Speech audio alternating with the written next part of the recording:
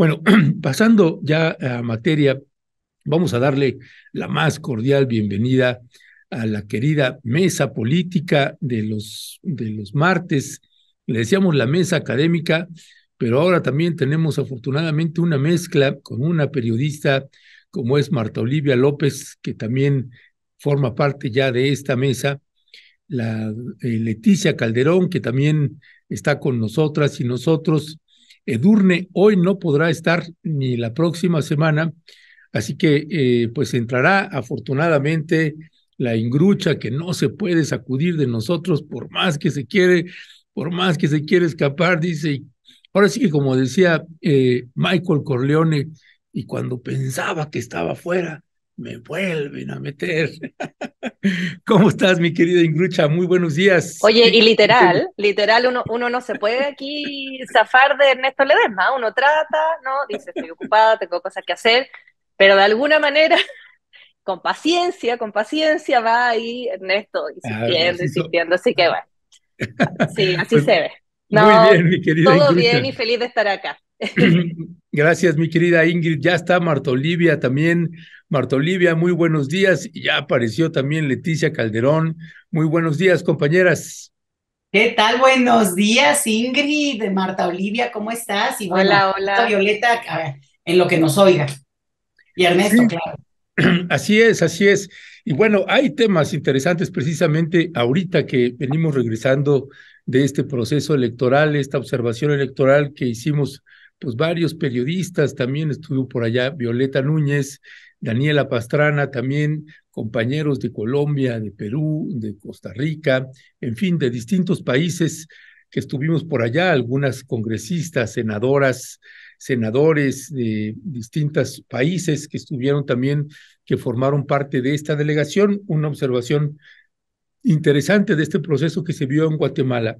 Pero no solamente es Guatemala, pues también hubo un proceso electoral, las elecciones primarias en Ecuador y pues bueno, también con la sorpresa, buena sorpresa, según la mirada de cada quien, que pues personajes también, la corriente cercana al correísmo, pues está otra vez ahí, lleva a mano 10 puntos de ventaja en las primarias, vendrán ya las elecciones finales, pero también viene la segunda vuelta en Argentina, así que es otro proceso complejo.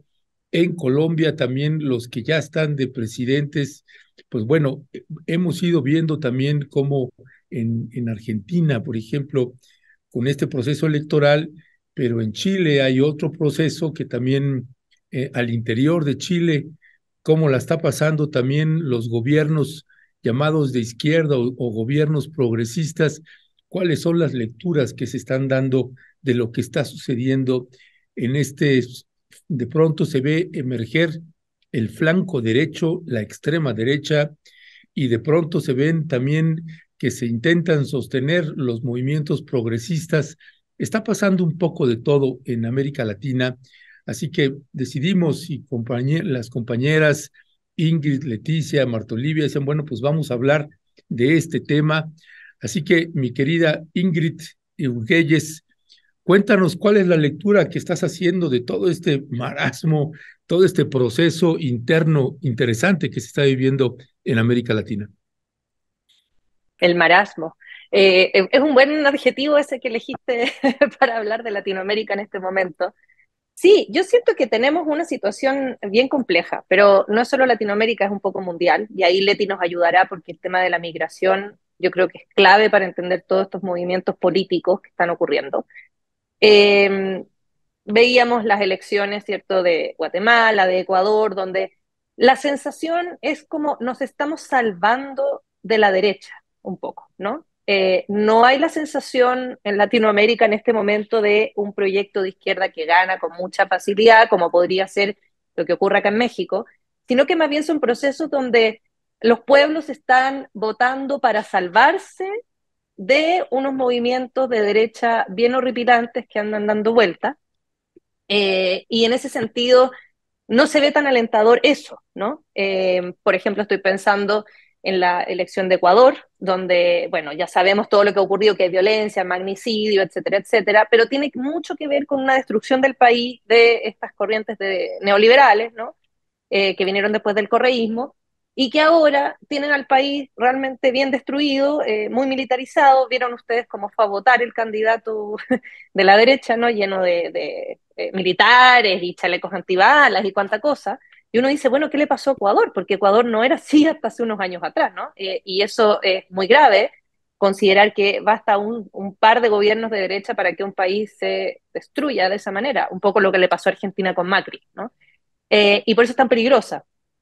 Y lo que vemos ahora es una izquierda que está intentando volver a tomar el poder en Ecuador, pero que no tenemos claridad que eso vaya a ocurrir porque hay una segunda vuelta, porque la derecha se va a unir en contra del candidato, de la candidata, digamos, de la izquierda, y eso podría o no resultar bien, ¿no? Para los progresismos. Podría nuevamente salir la derecha y eso es una alternativa que se está manejando en Ecuador.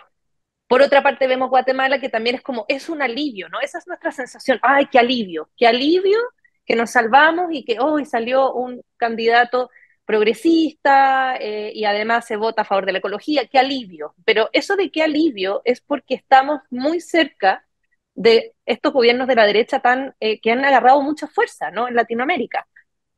Lo que ocurre en Argentina, que es el caso emblemático de estas derechas extremas, con Milei, que uno pudiera decirle estos libertarios o ultraderechistas, otros dicen que son liberales, anarcocapitalistas, tienen tantos conceptos, pero en realidad lo que son es simplemente grupos de extrema derecha con una base bastante fascista, racista, clasista, todo lo que trae el fascismo, ¿no? Muy liberales en lo económico, es decir, neoliberales, por supuesto, que quieren eliminar al Estado, pero que se han apropiado de los espacios que ha dejado la izquierda. ¿Y cuáles son los espacios que ha dejado la izquierda o los progresismos en Latinoamérica? Los los discursos del futuro. Y en ese sentido lo que hace esta ultraderecha es decir, el futuro se ve oscuro, ¿no? Porque además después de la pandemia todos tenemos una visión de futuro muy negativa, ¿no? Se están acabando los recursos naturales, el mundo se va a destruir, va a llegar un meteorito. Entonces, este futuro que se ve tan oscuro, tan tenebroso, la izquierda no ha logrado articular discursos que den una proyección hacia el futuro, ¿no? De cómo vamos a vivir, cómo vamos a preservar la naturaleza, cómo lo vamos a hacer. Porque además están bastante disociadas, y eso ha ocurrido mucho, de los movimientos sociales, del feminismo, de la ecología, etcétera. Van como aparte de los partidos políticos, no han logrado como cuajar ambas cosas, ¿no? E incluso se pelean, ¿no? Que es un poco lo que hemos visto incluso acá en México. Movimientos sociales de derechos humanos, feministas o de la ecología que se pelean con los políticos de turno.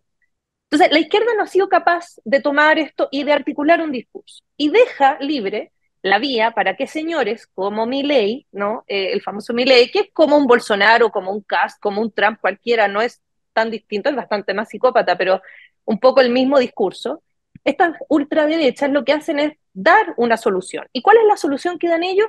Una solución como radical, apartidista, crítica del establishment. Nosotros vamos a eliminar los partidos políticos, los políticos son todos corruptos, vamos a barrer con todo lo que hay. Hablan de una especie de marxismo cultural o de como que la cultura estuviera como atrapada por la izquierda de alguna manera. Son, por supuesto, antiprogresistas en todo el sentido de la palabra, es decir, bastante misóginos, pero dan una respuesta, ¿no? Están dando una respuesta a países como Argentina, que hay que decir, la situación de Argentina está quebrado, o sea, económicamente, tiene una inflación del 100%, uno llega a Argentina y un dólar vale millones de pesos, tiene una deuda con el FMI espantosa y no se ve que vaya a repuntar de estas crisis, y la izquierda en Argentina lo ha hecho mal. O sea, eso es algo que hay que tenerlo claro, ¿no? O sea, los Kirchner y el kirchnerismo en general lo ha hecho mal. Lo ha hecho mal y han sido corruptos y han cometido toda una serie de cosas, ¿no? Y además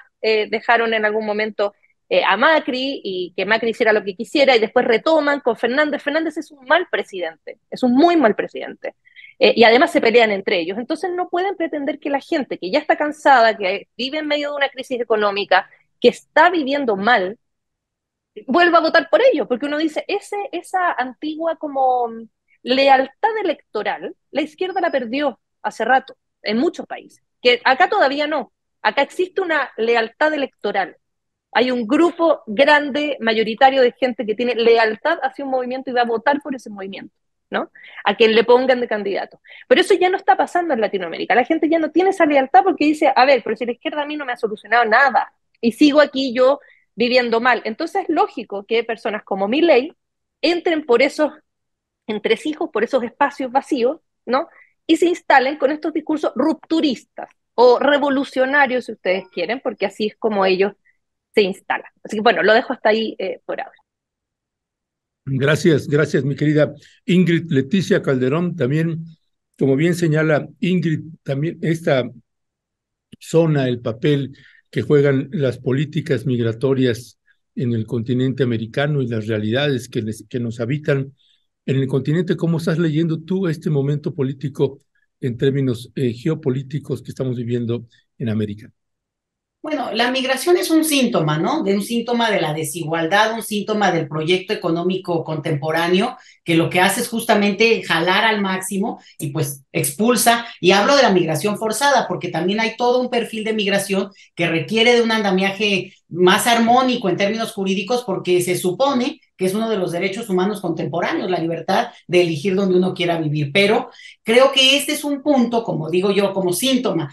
Pero yo quiero ir a esta parte como ya, si quieres tú, más rupestre, del momento de las decisiones por un proyecto o por el otro, porque estamos viendo cosas interesantísimas. Digo, Guatemala recién, ustedes con toda la cobertura que hicieron, pues da un viraje en términos de la élite que ha gobernado, pero eso no quiere decir, y vamos a ver y vamos a acompañar este proceso realmente hacia dónde se dirija y la capacidad que pueda tener este nuevo grupo en el poder, porque al final, incluso ahorita, la duda de digamos, la contundencia del triunfo, a pesar de lo que fue en términos electorales, está en manos del Poder Judicial. O sea, estamos viendo cosas inauditas porque es como ya una rebelión de este poder en el cual, en el lugar que digas, Argentina incluso es un caso también, donde fue el Poder Judicial quien decidió al final cómo se podrían perfilar los liderazgos políticos y sacó de la jugada, en este caso, a Cristina Kirchner, ¿no? Entonces, me parece que es interesantísimo porque se repite y Ecuador fue el otro ejemplo increíble.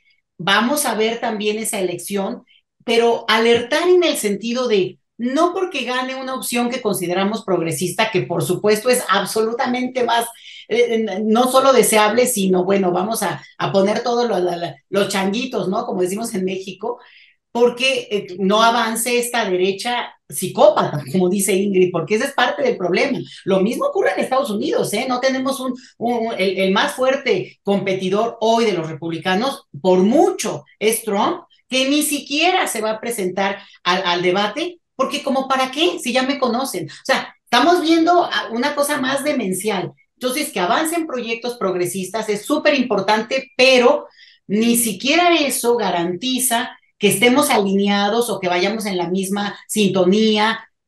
En México fue muy celebrado porque, bueno, era una figura y mira qué bonito y más guapito y más jovencito, el caso de Boric en Chile, ¿no? Acá fue así como la esperanza, lo cual yo no me meto en ese caso, acá tenemos una experta, pero también es como cobrarle muchas de golpe y no dejarle pasar ni una. Y acá lo que pasa en el caso mexicano es que también tenemos un presidente con mucha historia que tiene otras formas de cobertura que creo yo que pues ahí tal vez también es parte de lo que estábamos viendo en ese caso. Entonces, yo veo un escenario muy interesante y para efectos de lo que ocurre en términos más territoriales, más de la región, pues efectivamente, un proceso migratorio, incluso forzado, no va a parar porque lleguen gobiernos progresistas, lo estamos viendo en el caso de México, porque estas fuerzas criminales están echadas a andar y están echadas a andar en términos de contubernios muy poderosos, junto con todo lo que es pues la devastación territorial que digo, nosotros lo vemos acá, pero nada más porque no estamos hablando de África, ¿verdad? Por decir algo, pero todo el tema que tiene que ver con los bosques, el agua, los bienes de la tierra. Y ojo, en Ecuador también, ahora al mismo tiempo que hubo esta primera vuelta, hubo esta convocatoria a un plebiscito y ganó la opción de sacar a una empresa extractivista de tema del petróleo, ¿no? Entonces, claroscuros, creo que muy estimulante para darle seguimiento, pero también para no dejarnos ir con la idea de se pinta de progresismo el continente, sí, con lo que cada quien puede, como va pudiendo y con esos poderes judiciales, Colombia no lo mencioné, pero vaya que la han tenido fuerte a un año de la presidencia colombiana y no parece que tengan estas herramientas de protección, no sé si de protección, pero por lo menos de contrarrestar, como creo que ha sido el éxito en el caso mexicano, la verdad. Gracias, gracias, Leticia. Mi querida Marta Olivia, a ver, hay dos elementos que me gustaría colocar acá, según lo que uno alcanza a leer en los recorridos que se hacen, en las miradas que tenemos en el continente americano. Uno es que puedo percibir que en el caso de la ultraderecha es la que está emergiendo como un adversario más poderoso, que me quedo pensando en Estados Unidos, me quedo pensando en Argentina mismo, por ejemplo, y los intentos que hay también de que emerja aquí en México este sector ultraconservador. De por sí ya tenemos un sector de derecha conservador y de izquierda también. En la derecha identifico que va emergiendo de manera peligrosa esa ultraderecha. En la izquierda, como bien comentaba también Ingrid, ponía el ejemplo de un país con Alberto Fernández, pero no solo, en otros países también, de pronto estos gobiernos de izquierda que generan una gran expectativa, pues de pronto no están dando el ancho en algunos casos, dependiendo de la mirada de cada quien. ¿Cuál es tu mirada ahí en ese sentido? Y en el otro también que añadiría, es algo que vamos identificando y en este viaje a Guatemala nos quedó a nosotros muy, muy claro hablando con legisladoras y legisladores de Costa Rica, de Colombia, de Argentina, de distintos países, el Poder Judicial de la Federación. El Poder Judicial que emerge también en estos últimos años, nosotros lo estábamos identificando fuertemente en México con esta disputa que hay entre el Poder Judicial contra el Poder Legislativo, perdón, el Poder Ejecutivo o viceversa, según se mire. En los otros países donde gobiernan partidos de izquierda o presidentes de izquierda o progresistas, ese es el adversario número uno que vamos identificando, que se va presentando cada vez más de manera importante. ¿Cuál es tu lectura frente a estos escenarios, Marta Olivia? Sí, a mí me parece, coincido con Ingrid cuando dice que de pronto los gobiernos de izquierda no han cumplido con la agenda o con lo que se comprometieron o con lo que todos esperaríamos como izquierda. Y eso ha hecho la bandera de la derecha en estos países. Argentina es la obviedad y yo estuve leyendo una parte de el proceso en Ecuador, que no lo dejemos tan de lado. Es solamente 9% de diferencia entre el primero y segundo lugar. Van a elecciones el 15 de octubre.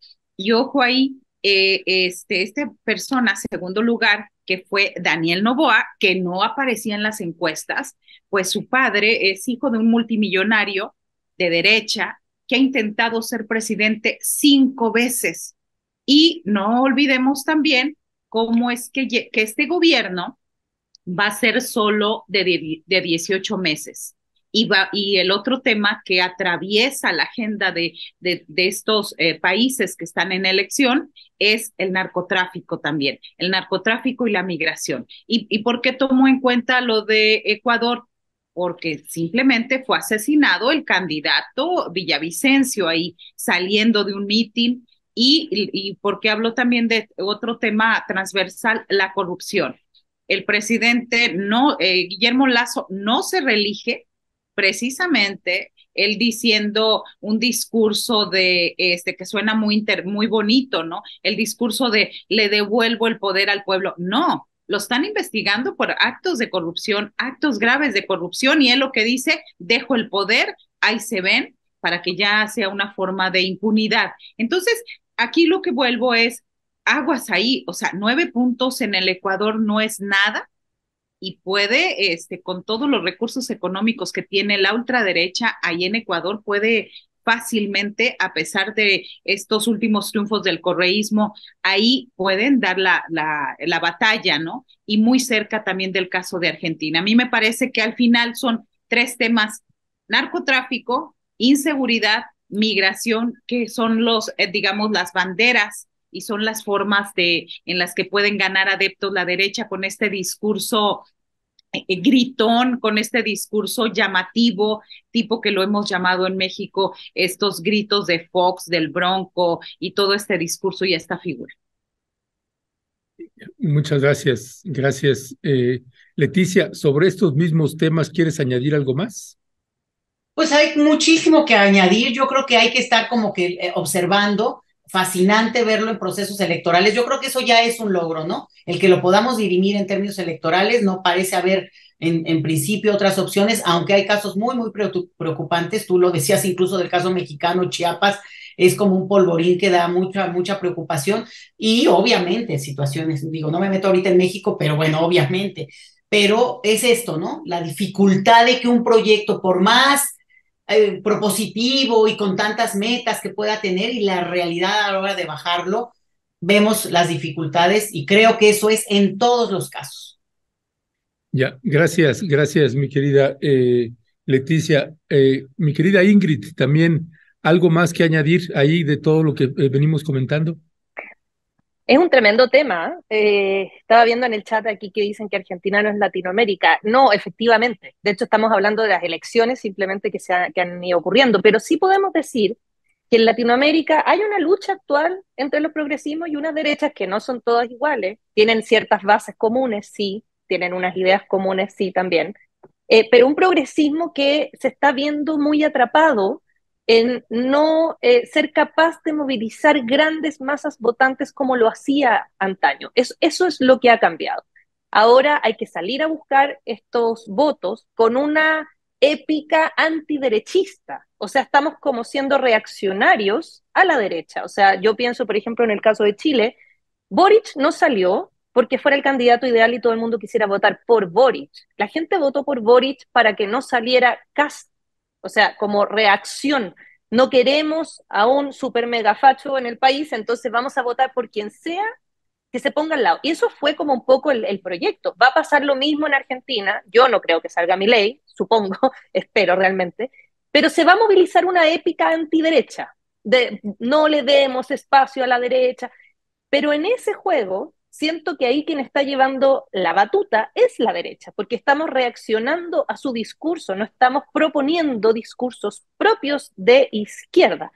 Y donde yo veo que hay un problema, en lo que yo les decía, los movimientos sociales que sí están dando respuesta, movimientos sociales, ya sea la lucha de clases, pero también estoy pensando en la lucha por la ecología y los territorios, estoy pensando en la lucha antirracista o feminista, ¿no?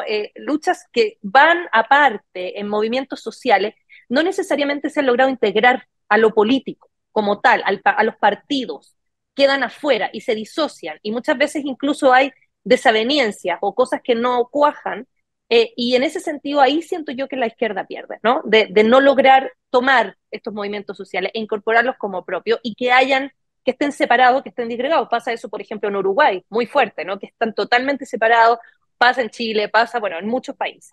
Y una cosa también, para terminar, el tema del lawfare, no lo podemos dejar jamás afuera, porque son los movimientos golpistas que está sufriendo el progresismo en Latinoamérica. Y lo estamos viendo ahora con Petro, que no llevaba nada gobernando, cuando ya empezaron con esto de que el hijo y que, bueno, le están haciendo lo mismo que le hicieron a Lula, ¿no? Y eso va a seguir pasando en Latinoamérica porque los poderes judiciales nadie los elige, eso es un gran problema, son impuestos y son impuestos por ciertos poderes hegemónicos, y en general están ayudando a generar estos golpes de Estado blando, como se llaman, y a que sea muy, muy difícil gobernar para la izquierda.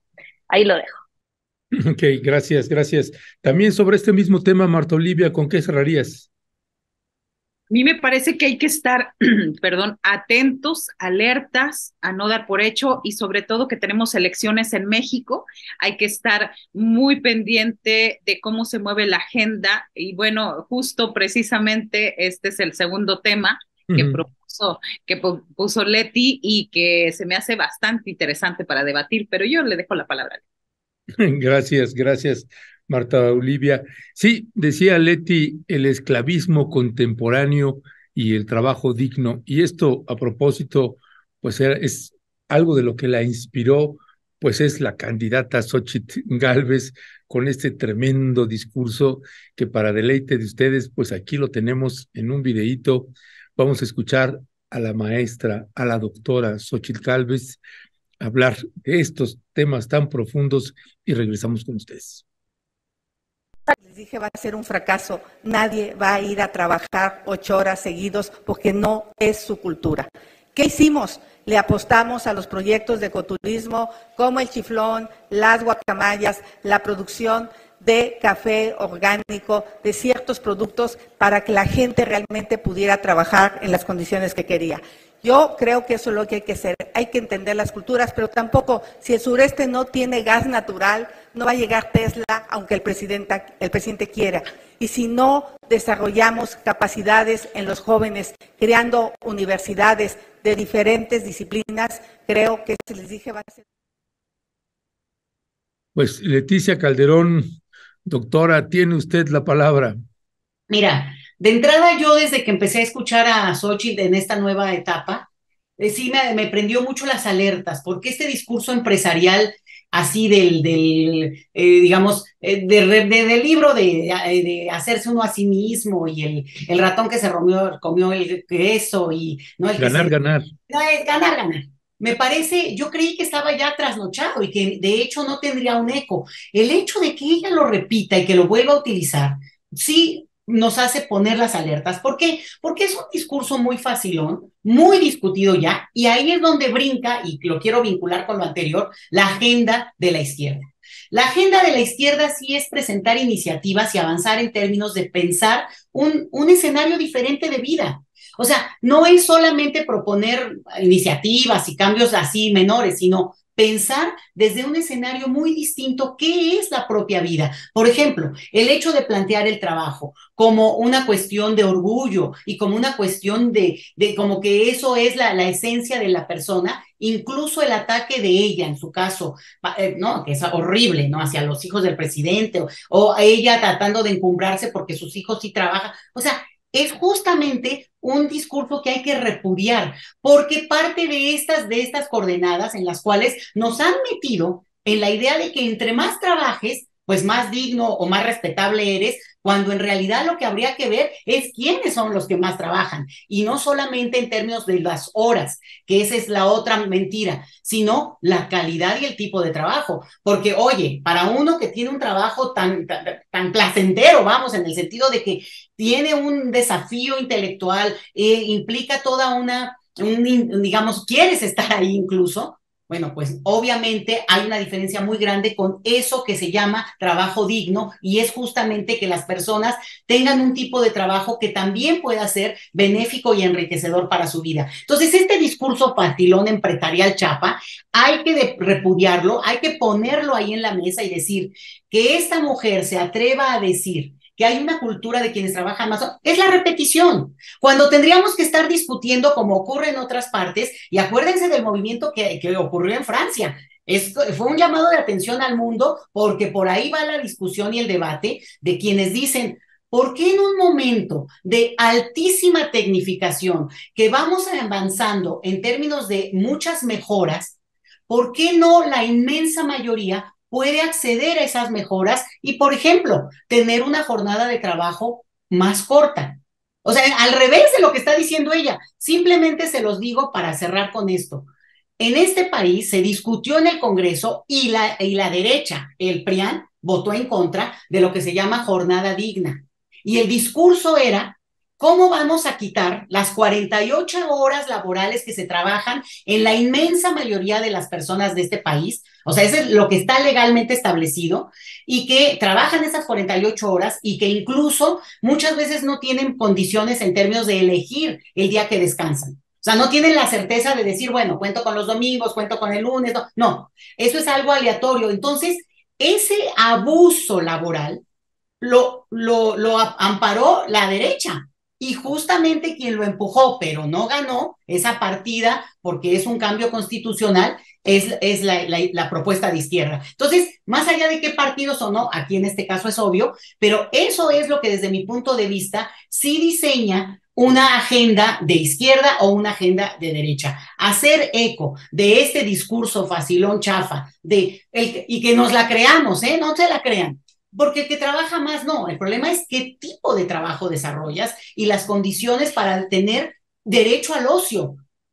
Se pasó con mucho, casi como una cosa menor, el hecho de que en este país es de los que menos vacaciones tiene en el planeta, y que aumentaron en unos días las personas que empiezan su jornada laboral a lo largo de la vida, algunos días de trabajo.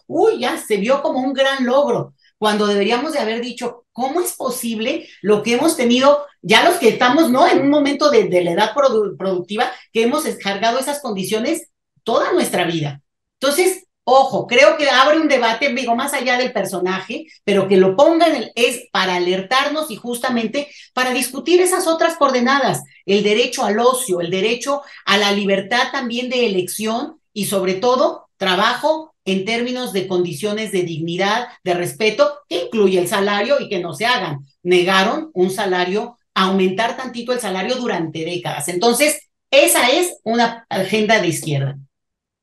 Pues sí, ¿cuántos años nos llevó aquí que aceptaran que se ampliaran las vacaciones? Y las vacaciones pagadas, Leticia, y fue un dolor de cabeza poder lograr esos pequeños avances o grandes avances, según lo quiera mirar usted. Sobre el mismo tema, mi querida Ingrucha, ¿cuál es tu mirada? Mira, y justo ayer estábamos en el chat hablando con Leti de un texto muy bueno de Byung-Chul Han que se llama Vida Contemplativa, donde el teórico que siempre analiza como el modelo neoliberal, ¿no?, nos plantea de esta idea que tenemos de que todo es trabajar y de que los momentos de ocio, por eso él habla de contemplación, ¿no?, momentos de ocio, dígase momentos no productivos, no debieran existir, ¿no?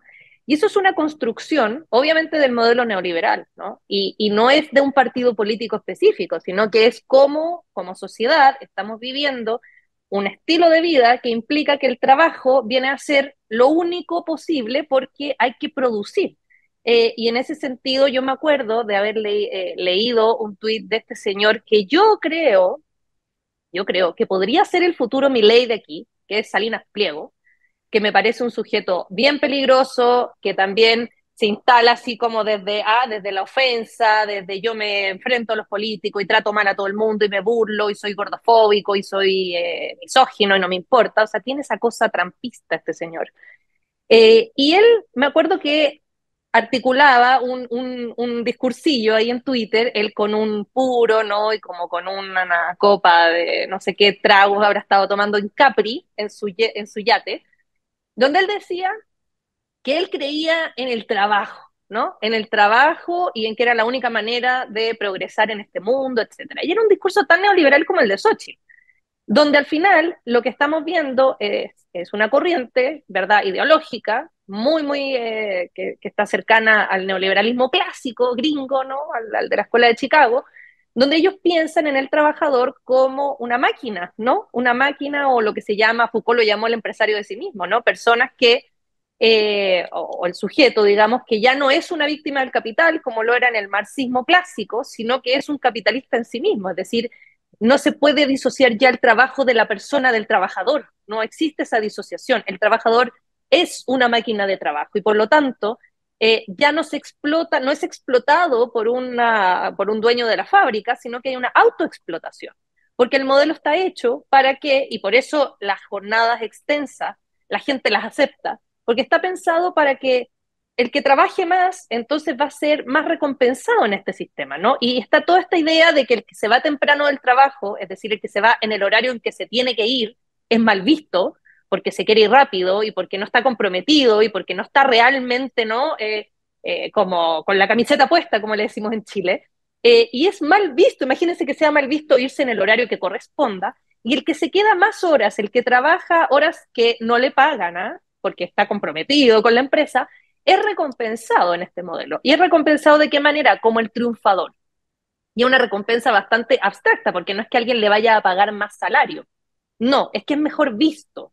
Es alguien comprometido y es alguien que está dispuesto a invertir tiempo, y estos son puros conceptos neoliberales, porque es invertir en su propio capital humano, ¿cierto? Es decir, todas sus acciones están pensadas para que la persona invierta en aumentar su capital humano, pensando en este sujeto como máquina, ¿no? Es decir, si la persona va al gimnasio es para estar mejor físicamente, para ser más exitoso, si la persona estudia también está pensado para eso, o sea, todo lo que hacemos está de alguna manera en este modelo, ¿cierto? Pensado como inversión para que seamos personas productivas, máquinas productivas. Y por lo tanto, obviamente que no va a tener sentido disminuir las jornadas laborales, pues, o sea, es todo lo contrario a lo que el modelo quisiera, ¿no? Y en Chile costó mucho. Nosotros tenemos una nueva ley de 40 horas semanales, que fue un poco en la que se basó, ¿cierto? Los legisladores acá en México para disminuir las horas de la semana, porque además no tiene sentido trabajar más si vas a producir lo mismo, o sea, es algo bastante absurdo, ¿no? Tiene que ver con ser más eficiente, pero no tiene que ver con horarios extendidos. Y nosotros que tenemos 40 horas, ni les cuento la oposición que hubo en todos estos sujetos empresarios de la derecha. O sea, era ridícula las discusiones en el Congreso donde decían, es que no, porque el país va a tronar, porque si es que la gente no se sobreexplota, entonces... Y claro, porque estamos pensando en el bienestar de quién, de los Salinas Pliego, para que puedan ir a Capri en su yate privado y fumarse un puro, ¿no? Y presumirlo en Twitter, porque al final todas las horas de trabajo van a ser para que ese señor esté ahí y no para que el trabajador tenga una mejor situación. Entonces yo diría que es un discurso neoliberal así de libro de la señora Xochitl y muy en la línea de estos nuevos empresarios que están queriendo ser políticos, peligrosos, y que hay que tenerlos siempre en la mira para que no asciendan. Pues hablando, mi querida Marta Olivia, de esta clase política y para quién hay que trabajar, esto que señalaba Ingrid Turgelles, pues se va perfilando también entonces esta mirada y esta visión de la oposición y pues el señor Santiago Krill ayer presentó precisamente su declinación para contender, se suma a Xóchitl Gálvez y además le presenta sus respetos y solidaridad al PRI y al PRD, con todas las implicaciones que esto tiene de este modelo económico y político que nos quieren traer. Vamos a escuchar a Santiago Krill y regresamos contigo, Marta Olivia. Buenas tardes. Estoy convencido de que el poder solamente tiene sentido en la construcción del bien común, en la creación de mejores condiciones de vida para todas las personas. No debe ser nunca una obsesión personal, sino un medio para lograr transformar la realidad. Hoy anuncio que le doy a Xóchitl Gálvez mi total apoyo para que encabece el Frente Amplio por México. Lo hago con plena convicción de que es mi deber. La política es un bien que obliga, y obliga precisamente porque es un bien lo que debemos de buscar, el bien común. En esta ética política, ningún interés personal o de partido puede estar por encima de México. Estoy convencido que para lograr el cambio que México necesita, la mejor alternativa es mantenernos unidos en torno a Xóchitl. A la luz de la historia, que matiza luces y aclara sombras, es necesario reconocer la labor del Partido Revolucionario Institucional. Pacificó al país después de la Revolución, hizo el tránsito del poder militar al civil y le dio estabilidad por muchas décadas. En lo político, siendo un partido hegemónico, aceptó dialogar, comprometerse con el PAN y el PRD para consolidar el proceso de transición hacia la democracia. Fui testigo y parte del acuerdo que abrió políticamente al país en 1996, no sin enormes dificultades. El Partido de la Revolución Democrática encarna a esa izquierda que abrazó sin reservas la lucha electoral y que fue un impulsor determinante de nuestra democracia. Hoy un aliado fundamental y necesario en el Frente Amplio por México. Tengo la fortuna y el privilegio de ser también amigo de Beatriz Paredes desde hace más de 30 años. Beatriz Paredes es y ha sido una servidora pública excepcional. Xóchitl Gálvez y Beatriz Paredes, mujeres que representan al México moderno, al México democrático, al México que puede aspirar a salir adelante con su esfuerzo y su trabajo. Ahora sí que, Marta Olivia, qué tremendo, qué penoso discurso, hasta, mira, lo estaba escuchando, les confieso, compañeras, y hasta colorado me ponía, me echaba aire, tremendo. ¿Qué decir al respecto, Marta Olivia? El micrófono, el micrófono.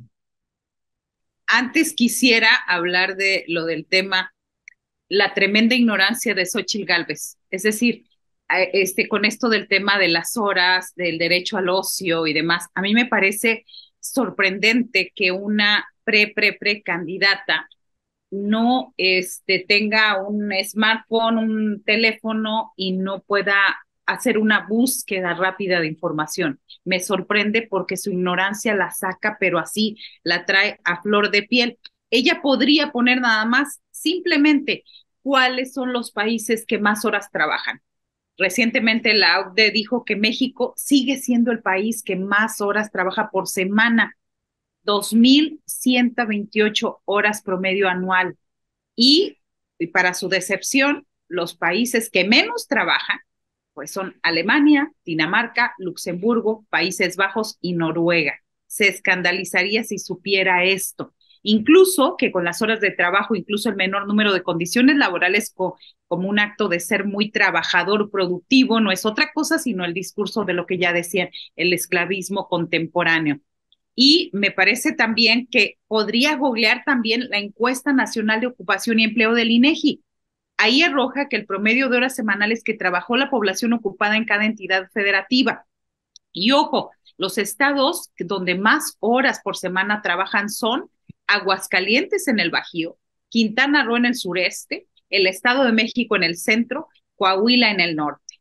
Y en estas entidades se trabaja más del promedio de horas trabajadas a la semana por población ocupada en el país.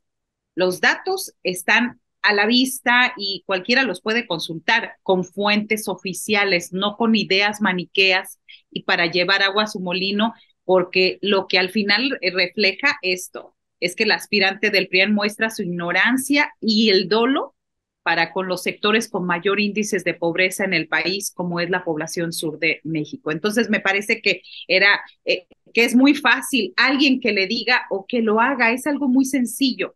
Ya no es, o sea, ya no estamos en los tiempos de antes que tenías que irte a los libros, a los textos, al INEGI a consultar. No, ahora lo puedes hacer todo por internet y con fuentes oficiales. Ahora, volviendo al tema de Krill, pues pobre Krill, se le cayó en el 2006, se le ha caído en varias ocasiones todo, ¿no? Me parece que la decisión fue la más atinada, pues para evitar la vergüenza, porque el señor Constitución no tenía posibilidades reales, a pesar de que se dijo discriminado a la inversa por su güeritud, y a pesar de todo esto, pues es un candidato que no conecta con la gente. Y digo que no conecta porque tampoco Xóchitl lo hace. Cuando ella habla de que va a prohibir las micheladas, en realidad, nos lo decía Arturo Lechuga Lozano anoche en el noticiero, no eran las micheladas, eran las chelerías. Es decir, ni siquiera Xóchitl con ese discurso popular y bonachón y demás, ni siquiera tiene cercanía con la gente para hacer la diferencia entre chelería y michelada. Entonces, me parece que ahí lo que le está pidiendo Krill a Beatriz Paredes, que dice que también su amiga personal, pues es que decline, le hace un reconocimiento al PRI diciendo que fue el constructor y demás. No se le olvida el asesinato de Colosio, no se les olvida el fraude del 2006, no, perdón, de 1988, no se le olvida, pero no lo tiene presente porque el PRI y el PAN han ido de la mano. Recuerdo en algún momento que fui consejera del Instituto Electoral de Tamaulipas y socarronamente cuando hablaba el del PAN, yo les decía, es que usted es consejero del PRI, decía, soy del PAN, ay, perdón, hablan igual, perdón, disculpen ustedes, obviamente lo hacía con toda la intención, porque eso ha sido tradicional desde hace muchísimos años, Ernesto, y hasta Hilario. Gracias, Marta Olivia. Sí, precisamente conectaba este discurso de Santiago Krill, esto de la güeritud, como bien señalas también, lo conectaba precisamente porque toda la apuesta es Xóchitl Gálvez, y cuando uno la oye en los discursos, incluyendo también el discurso de Beatriz Paredes, que la terminó haciendo pedazos en un minuto ahí a Xóchitl Gálvez, pues qué decir de este escenario y de este anuncio en la crónica de una declinación anunciada, mi querida Leticia. Pues mira, yo aquí aposté incluso, así que era Krill el que iba a avanzar, porque yo decía, no, al final de cuentas, aunque ya tenemos muy claro que el PRIAN ha sido este bloque en el cual el PAN en realidad le ha hecho el juego al PRI, y eso es lo que hicieron con la alternancia en el poder, pues bueno, uno siempre dice, pero pues hay sus diferencias, y yo sí creí que el PAN de alcurnia, vamos, un tipo de PAN que además la misma Xóchitl dijo que no la dejaban pasar en la Ciudad de México, que ella no pertenecía a esos grupos, que la veían como feíta, ¿no? Entonces que en realidad pues era, aunque ella insistía y le decía a Marco Cortés que mira, yo puedo ser buena candidata, ¿no? La alcurnia. Entonces yo sí pensé que Krill pues iba a tener ese respaldo, incluso aunque no tengan toda la maquinaria electoral que se puede movilizar evidentemente por el PRI, no por el PAN, pero sí tendrían esta capacidad de réplica. Bueno, 2 veces fueron por gobierno, ¿no? Entonces, gobierno presidencial, quiero decir. Entonces, me imaginaba un escenario en el cual evidentemente Krill, con la figura que él representa, y todo lo que podamos decir en términos de imagen, pero aquí se construyen los personajes, hombre, es lo de menos, ¿no? Porque el estadista, ayer ya oía hablar a uno estadista, el señor Constitución, o sea, eso se construye. Pero a mí lo que aquí me sorprende, y bueno, su declinación ya es obvio, ¿no? O sea, pues es que ya le torcieron la manita y están para eso. Ese ha sido el pacto desde el 2000. Y entonces lo que más bien confirma esto es que, bueno, pónganse de acuerdo, es obvio que quieren que vaya Xóchitl, porque Xóchitl está como menos digamos, ensuciada de todo este escenario del pasado, pero bueno, ¿no? La Beatriz Paredes, digo, va a ser el juego, porque también no se nos puede olvidar, Beatriz Paredes compitió en la última elección en la Ciudad de México y quedó, no sé si en tercero, cuarto o quinto lugar. Es decir, la marca PRI no es presentable, y un personaje como Beatriz Paredes, aunque ella en lo personal no tiene escándalos de corrupción directa, es la representación del PRI. Entonces, así como yo decía de Xóchitl, no desviando de un tema, ¿no? Porque es cierto que porque lo digo a propósito del chat, de que hay cosas que se sacan de contexto y se exageran o se manipulan, es parte de la política y lo han hecho con todos, digo, agárrense ahí, pero no, yo me refiero a un pensamiento sostenido y repetido en términos de un discurso de la manera de ver la vida en esta lógica empresarial, como si eso fuera el ideal hacia el que quieren llevar al país, que fue el ideal de Fox, construir un país de changarros, ¿no? Bueno, entonces con el caso de Krill, pues lo que queda muy claro es que, bueno, obviamente va a un puesto, porque ese es el trato aquí. Lo que está jugando, y yo lo hemos dicho acá ya muchos, y creo que es como una obviedad, y que ya dejen de fingir, vamos, es todos lo que se están jugando es estar más arriba en la lista de pluris.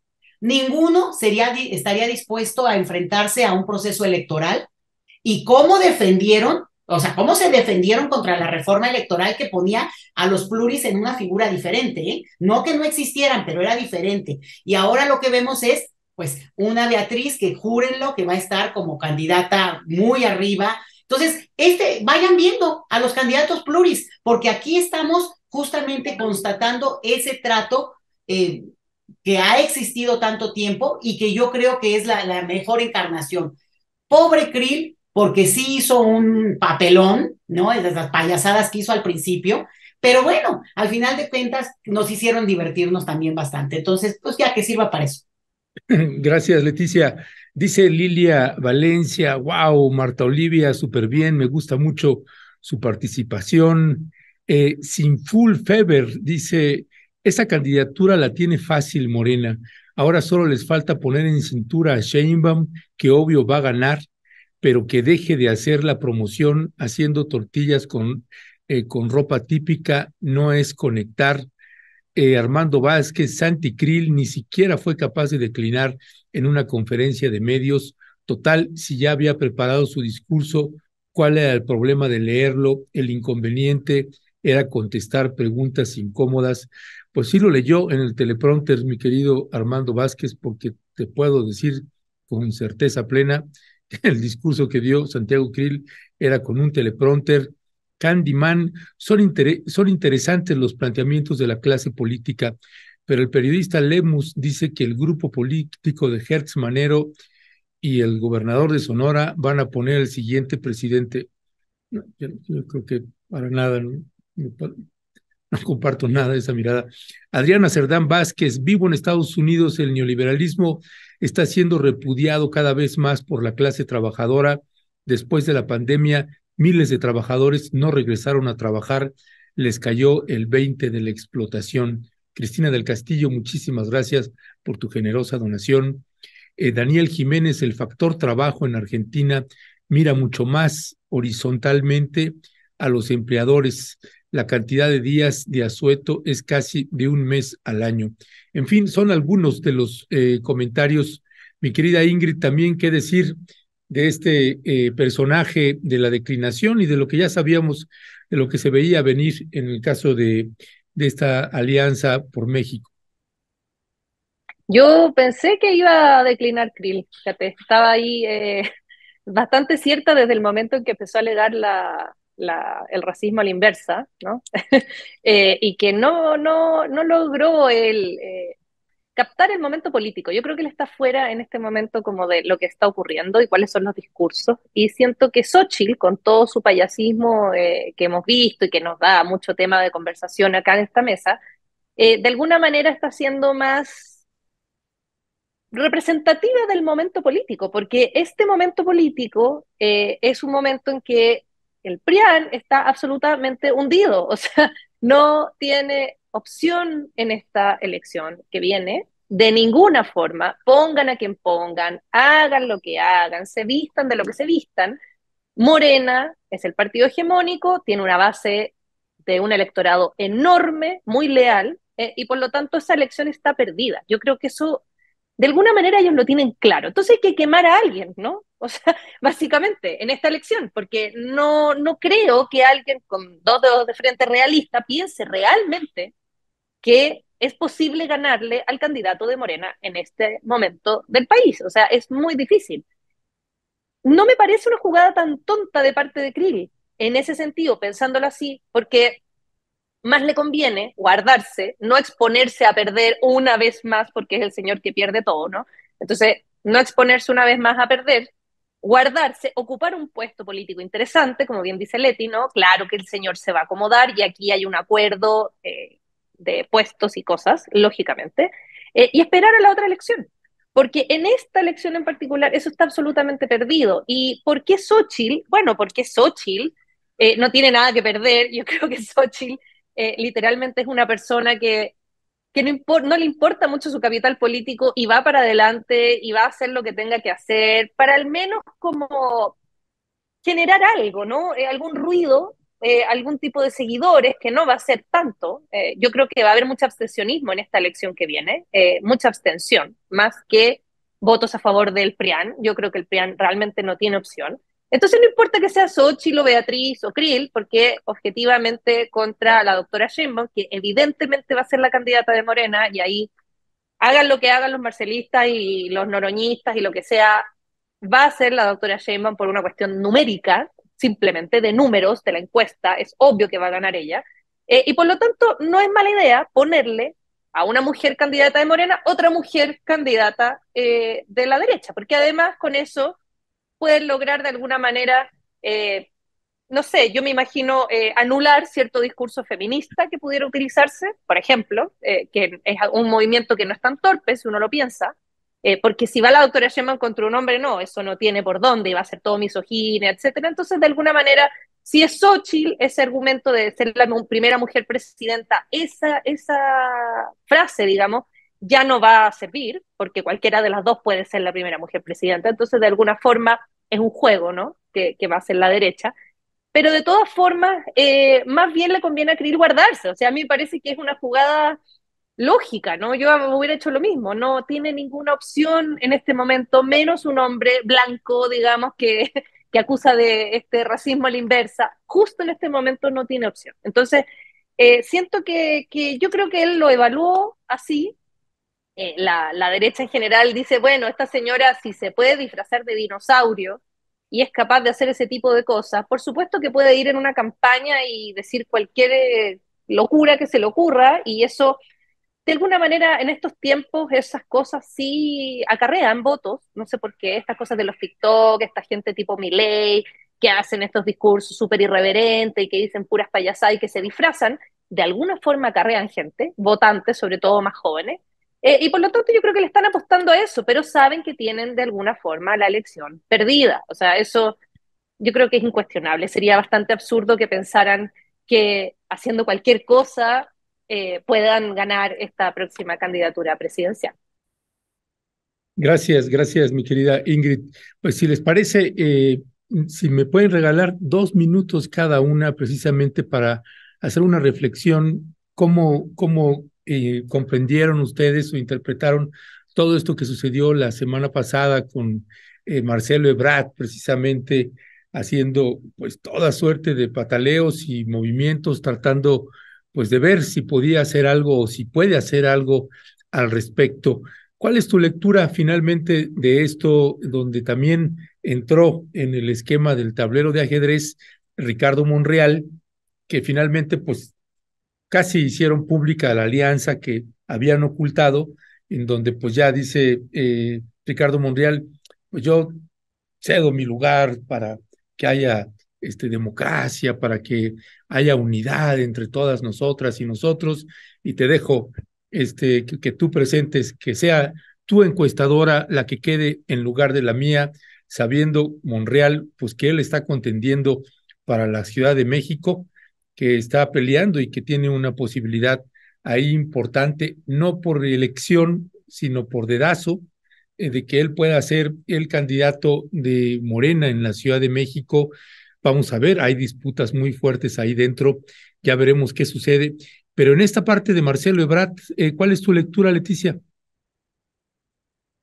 Mira, yo creo que a una semana ya de esa disputa, ¿no? O sea, de eso que él desbordó y que realmente puso en jaque al mismo partido y toda la cúpula y cómo se empezaron a mover en términos de, a ver, hay que cerrar esto porque tampoco se puede desbordar. Incluso la interpretación desde la oposición era, bueno, ahora se están matando entre ellos y miren acá nosotros muy bien, ¿no? Con nuestros debates, que están horribles, por cierto, pero sí creo que es muy interesante ver que creo yo que no le salió la jugada a Ebrard. Vamos a ver, yo creo que en el transcurso incluso de este día algunas cosas interesantes, pero porque no sé si él esperaba que hubiera habido una reacción más pública de muchos más actores, como diciendo, oigan, sí, Ebrard, al final de cuentas, porque él ha sido muy insistente en ciertas cosas en las cuales no coincide con lo que para mí es fundamental. El llamado de este placeo, de estos personajes que liderarían un proyecto, es justamente el proyecto. Y lo que él ha hecho es presentar propuestas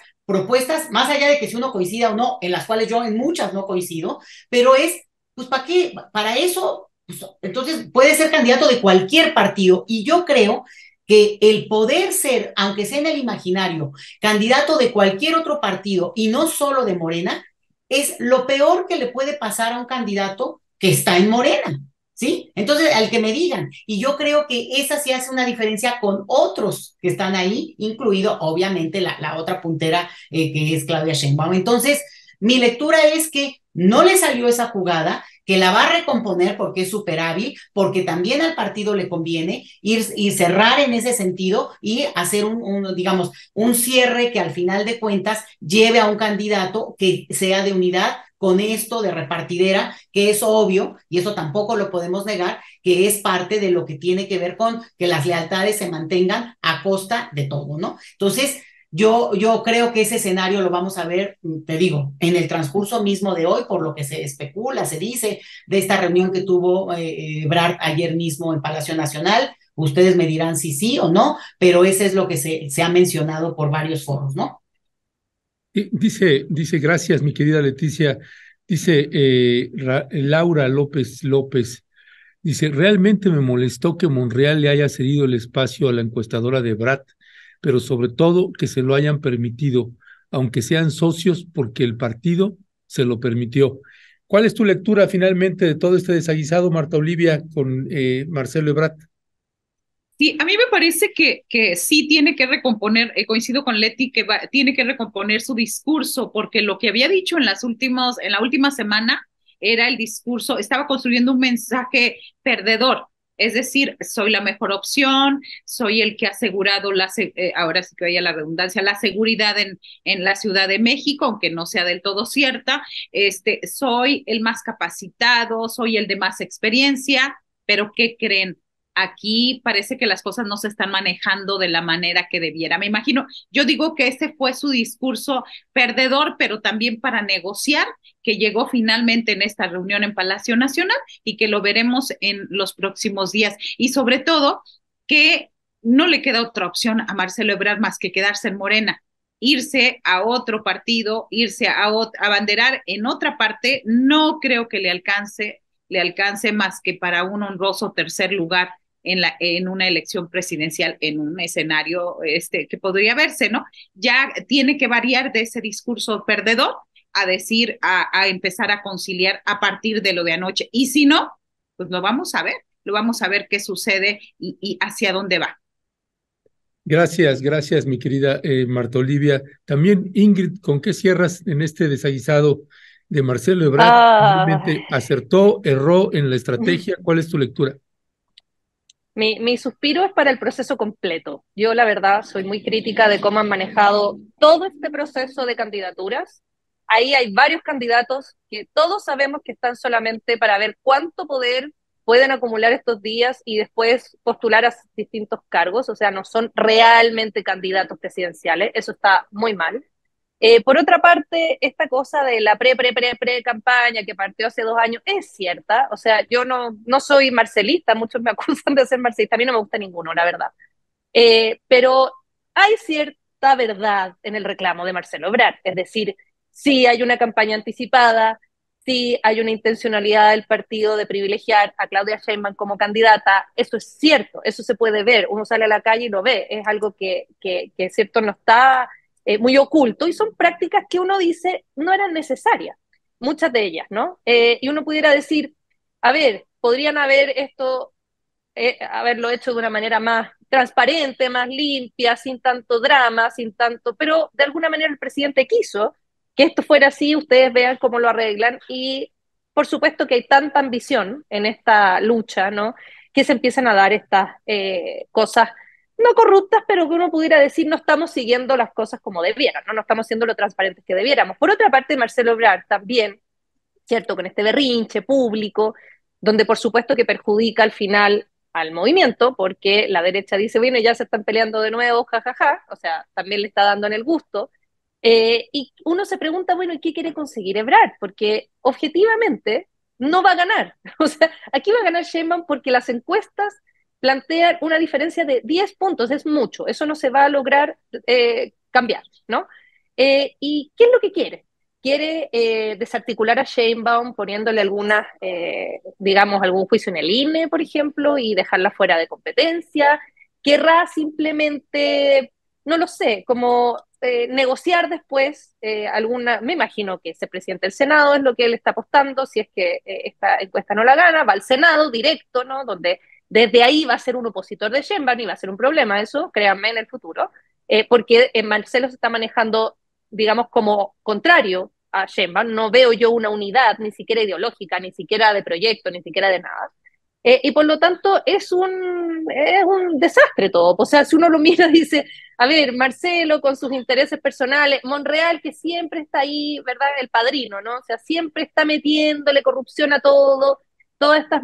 espero que Monreal no haya logrado negociar el puesto de jefe de gobierno de la Ciudad de México, porque les juro que ahí yo agarro mis maletas y me voy, porque Monreal en la Ciudad de México sería lo peor que nos podría pasar, ¿no? Y sería una imposición espantosa, sería como Coahuila, ¿no? O sea, es un candidato que nadie quiere aquí y que nadie quiere votar por él. Y de alguna manera, claro, uno ve todo este proceso y dice, pucha, hay muchas cosas que pudieran haberse hecho mejor. Todas las semanas hay algún dramilla y algún escándalo, eso no es bueno, no le sirve a nadie. Y por otra parte, la doctora Sheinbaum tiene ganada esta encuesta, entonces también hay mucha propaganda que está de más, que uno dice, bueno, ¿para qué? ¿Para qué sale en la TV Notas, no sé qué revista era esa?